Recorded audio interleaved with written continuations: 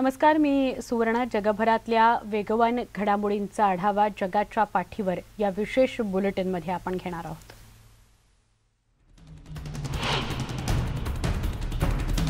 बातमी दक्षिण कोरियातून आहे. दक्षिण कोरियामध्ये इमारतीच्या बांधकामादरम्यान स्लॅब कोसळल्याची घटना घडली. ग्वांगझू या शहरामध्ये ही घटना घडली आहे. या ढिगाऱ्याखाली 6 कामगार दाबले गेल्याची भीती वर्तवली जाते. दरम्यान घटनेच्या तिसऱ्या दिवशी ढिगाऱ्याखालून एकाला बाहेर काढण्यात यश आलेलं आहे. अद्यापही बचाव पथकाकडून हा ढिगारा उपसण्याचं काम सुरूच आहे. तर स्लॅब कोसळल्यानं या परिसरातील काही गाड्यांचं नुकसान झालेलं आहे.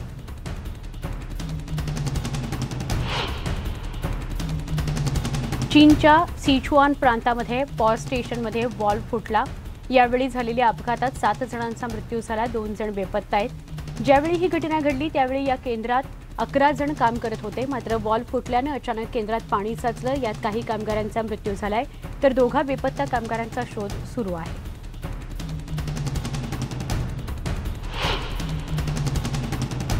इराकमधील कुर्दिश प्रदेशामध्ये मुसळधार पावसामुळे पूरस्थिती निर्माण झाली आहे. इबिल शहरामध्ये मोठ्या प्रमाणात पूर आला असून जनजीवन विस्कळीत झालंय. अनेकांच्या घरात पाणी शिरलंय. रस्त्यावर मोठ्या प्रमाणात पाणी साचल्यानं याचा वाहतुकीवर परिणाम होतोय.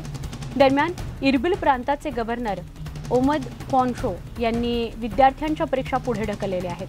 तर ऑक्टोबर महिन्यानंतर शहरातील हा तिसरा पूर असून याआधी झालेल्या 2 पुरांमध्ये 12 नागरिकांचा मृत्यू झाला होता.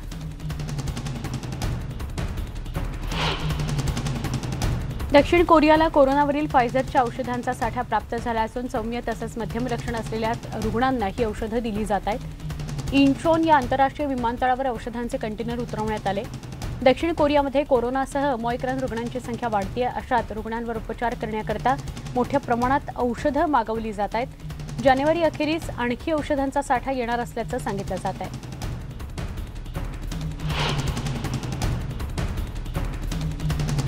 सुदानची राजधानी खार्तूममध्ये सुरू असलेल्या आंदोलनाला हिंसक वळण लागलंय.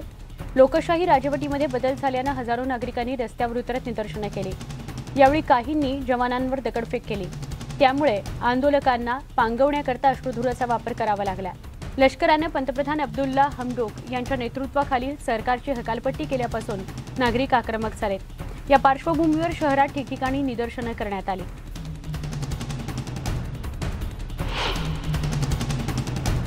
मेक्सिकोच्या चियापास राज्यात एका ट्रकचा भीषण अपघात झाला. या अपघातात 56 नागरिकांचा मृत्यू झाला. मृतांमध्ये 13 ते 17 वयोगटातील 5 मुलांचा समावेश आहे. 150हून अधिक जण स्थलांतरित करण्यात आले. दरम्यान 38 जणांचे मृतदेह ग्वाटेमाला इथं आणण्यात आले.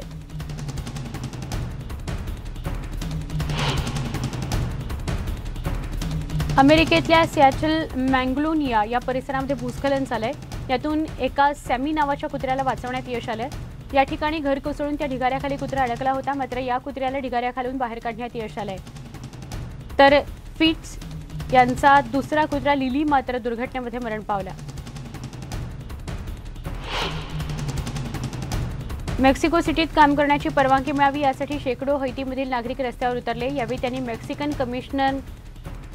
कमिशन फॉर रेफ्युजीज समोर काम करण्यास परवानगी देण्याची मागणी केली. अनेक स्थलांतरितांना शहरात काम करण्यासाठी अधिकृत परवानगी मिळालेली नाही. त्यामुळे वर्क परमिट न मिळाल्यानं या नागरिकांनी नाराजी व्यक्त केली. याआधी मेक्सिकोच्या दक्षिणेकडील तपचुला या शहरामध्ये वर्क परमिट जारी करण्यात आलं. मात्र तिथे लोकांना राहण्याकरता योग्य परिस्थिती नसून नोकऱ्याही नसल्याचं समोर आलं. त्यामुळे मग या नागरिकांनी आवश्यक कागदपत्रांशिवाय मेक्सिको सिटी न सोडण्याचा इशारा दिलाय. अमेरिकेच्या नेवाडा राज्यामध्ये कोरोना विरोधात लढण्याकरता प्रशासन सज्ज झालंय. अशातच या महिन्याच्या अखेरीस रहिवाशांची मोफत कोरोना चाचणी करण्यात येणार आहे. गव्हर्नर स्टीव्ह सिसोलॅक यांनी या संदर्भातली माहिती दिली. राज्याला मोठ्या प्रमाणात कोरोनावरील चाचणी किट मिळाली असून त्याचं राज्यभरात वितरण करण्यात येणार असल्याचं सिसोलॅक म्हणाले.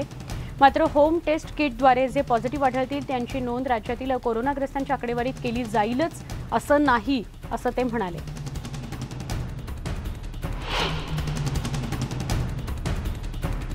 वॉशिंग्टनमधील रुग्णालयामध्ये 100 सुरक्षारक्षक तैनात करणार असल्याची घोषणा गव्हर्नर जे इन्स्ली यांनी केली आहे. कोरोनावरील चाचणीच्या ठिकाणी मदतीकरता तसंच कोरोना काळात रुग्णालयात होणारी गर्दी पाहता गैरप्रकार टाळण्यासाठी हा निर्णय घेतल्याचं त्यांनी सांगितलं. कोरोना रुग्णांमध्ये मोठ्या प्रमाणात वाढ झाल्यानं हॉस्पिटलवर मोठा ताण येतोय. त्यामुळे या रक्षकांची मदत घेतली जाणार असल्याचं ते म्हणाले.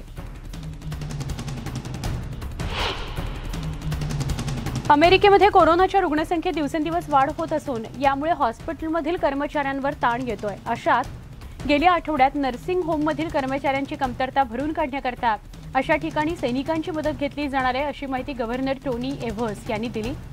याकरता सैनिकांना प्रशिक्षण दिलं जात असल्याचं ते म्हणाले।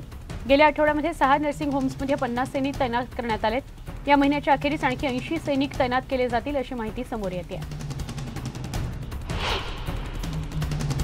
कोरोनाला रोखण्याकरता अमेरिका प्रशासन विविध उपाययोजना राबवत आहे। कोरोना विरोधात लढण्याकरता लागणाऱ्या साधनांवर सध्या भर दिला जातोय।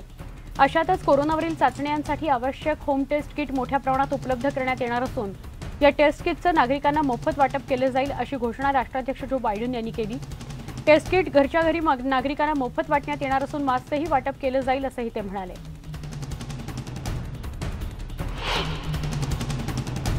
शिकागो पब्लिक स्कूलनं कोरोनाच्या सुरक्षा प्रोटोकॉलवर शिक्षक संघासोबत झालेल्या वादानंतर 5 दिवसांचे वर्ग रद्द केले होते। आता पुन्हा एकदा देशातील 3ऱ्या क्रमांकाच्या शाळेतील विद्यार्थी बुधवारी वर्गात परतले। यावेळी अमेरिकन फेडरेशन ऑफ टीचर्सचे अध्यक्ष रँडी वेनगार्टन यांनी म्हटलंय की अमेरिकेच्या शिक्षकांनी व्यक्तिगत शिक्षण खरोखर महत्त्वाचं आहे हे चांगल्या प्रकारे जाणून मुलांना सुरक्षितपणे शाळा पुन्हा सुरू करण्याकरता आम्ही सगळे मार्ग शोधण्याचा प्रयत्न करतो आहोत, असं ते म्हणाले। सर्वोच्च न्यायालयाने बिडेन प्रशासनाला मोठ्या व्यवसायातील कर्मचाऱ्यांना कोरोनाविरुद्ध लसीकरण करणं किंवा साप्ताहिक चाचणी घेणं किंवा नोकरीवर मास्क वापरणं आवश्यक आहे या अटी लागू करण्यापासून रोखलेलं आहे। कोरोना व्हायरस प्रकरणांमध्ये वाढ होत असताना गुरुवारी न्यायालयानं अमेरिकन लोकांमध्ये लसीकरणाचा दर वाढवण्याच्या प्रशासनाच्या प्रयत्नांमध्ये हे आदेश दिलेले आहेत। Federal centres for disease control and prevention नुसार 208 दशलक्षहून अधिक अमेरिकन लोकसंख्येच्या 62.7% लोकांना पूर्ण लसीकरण झालेले आहे आणि त्यापैकी 1/3 पेक्षा जास्त लोकांना बूस्टर शॉट्स मिळालेले आहेत, अशी माहिती दिली। फ्रान्समध्ये सरकारनं लादलेल्या नियमांचा निषेध करण्याकरता हजारो शिक्षक रस्त्यावर उतरले। कोरोनाच्या वाढत्या रुग्णांमुळे लादण्यात आलेल्या निर्बंधांमुळे शिक्षक वैतागलेत। अशात सतत बदलत असलेल्या नियमांचा त्यांनी निषेध केला। सरकार शाळांमध्ये ज्या प्रकारे साथीचा रोग हाताळत आहे त्यावरून या शिक्षकांनी संताप व्यक्त केला। एका आठवड्यात अधिकाऱ्यांनी शाळेतील मुलांची चाचणी करण्याचे नियम 2दा बदलले। तसंच व्हायरस संबंधी नियमाबाबत शिक्षकांना थेट सूचना न करता वृत्तपत्रात आधी छापून आणल्या जातात, यावर शिक्षकांनी नाराजी व्यक्त केली। ऑस्ट्रेलियामध्ये उष्णतेची लाट पसरली असून या ठिकाणी तापमानाचा पारा 50.7 अंश सेल्सिअसवर पोहोचलाय। ऑन्स्लो या शहरामध्ये नागरिकांना सर्वाधिक उष्णतेचा सामना करावा लागतोय। ऑन्स्लोच्या पूर्वेस सुमारे 230 किलोमीटर अंतरावर असलेल्या ब्रोबॉर्न या शहरासह पश्चिम ऑस्ट्रेलियामध्ये उष्णतेची लाट पसरली आहे। हवामान बदलामुळे तापमानात वाढ होत असून त्यामुळे नागरिकांना प्रचंड उकाडा सहन करावा लागतोय।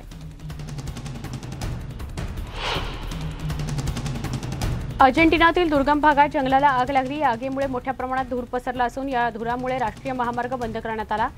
जंगलातील आग वेगाने पसरत चालल्याने मोठ्या प्रमाणात वनसंपदेचं नुकसान झालंय। दरम्यान ही आग विझवण्याकरता शर्थीचे प्रयत्न केले जातात। विमानाचीही मदत घेतली जाते।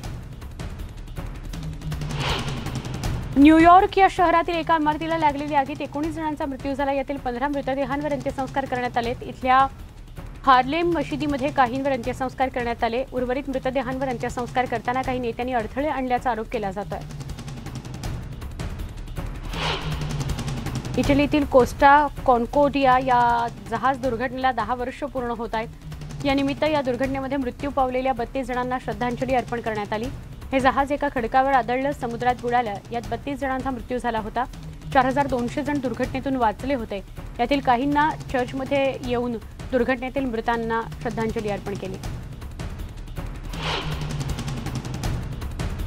अमेरिकेतल्या सांता क्लारा काउंटीमधील एका गृहनिर्माण प्रकल्पाला गव्हर्नर गॅविन न्यूसम यांनी भेट दिली। यावेळी कॅलिफोर्नियातील बेघर नागरिकांना घरे मिळावीत याकरता राज्याने जास्तीत जास्त गृहनिर्माण प्रकल्पांना निधी द्यायला हवा अशी इच्छा त्यांनी व्यक्त केली। यावेळी न्यूसम यांनी गृहनिर्माण अधिकारी आणि वकिलांची सुद्धा भेट घेतली।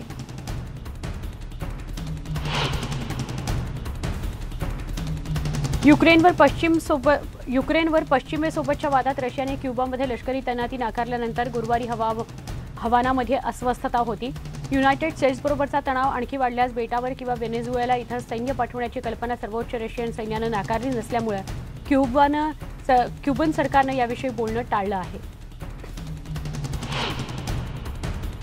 युक्रेन आणि नाटोच्या विस्तारासंदर्भात त्या पश्चिम देशांसोबतच्या चर्चेतून रशियाने काढता पाय घेतला, कारण युनायटेड स्टेट्ससोबत तणाव वाढला तर क्युबा आणि व्हेनेझुएलामध्ये लष्करी तुकडीच्या माध्यमातून संरक्षण पुरवण्याला उच्च अधिकाऱ्यांनी नकार दिला. उपपरराष्ट्रमंत्री सर्गेई रायबकोव्ह यांनी असं म्हटलंय की अमेरिका आणि मित्र राष्ट्रांनी रशियाच्या सीमेवर लष्करी हालचाली कमी केल्या नाहीत तर ते चांगलं वातावरण आणि सकारात्मक चर्चेसाठी तयार आहेत असं स्पष्ट होणार नाही.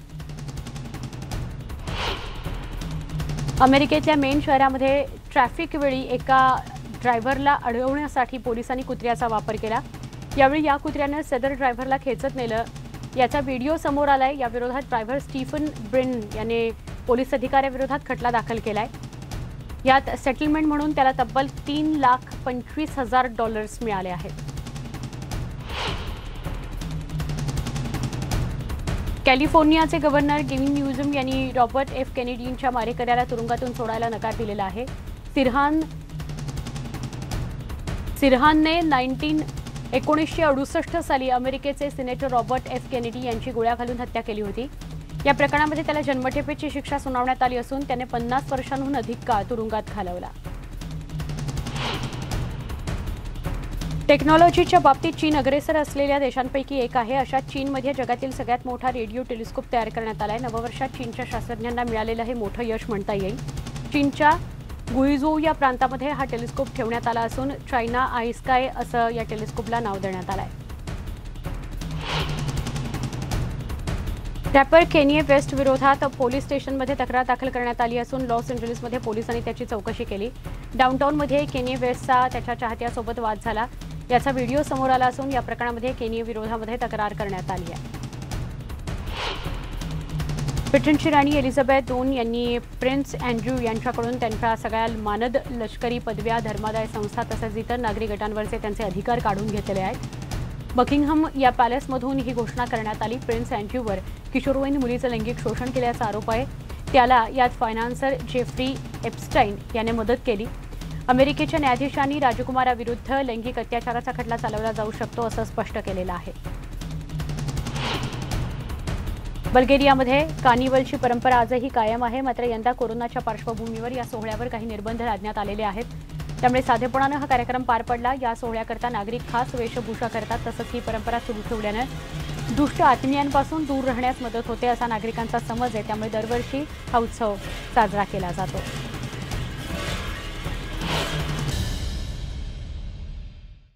जगाच्या पाठीवर या विशेष बुलेटिनमध्ये पुन्हा एकदा स्वागत. वळूया पुढच्या बातम्यांकडे.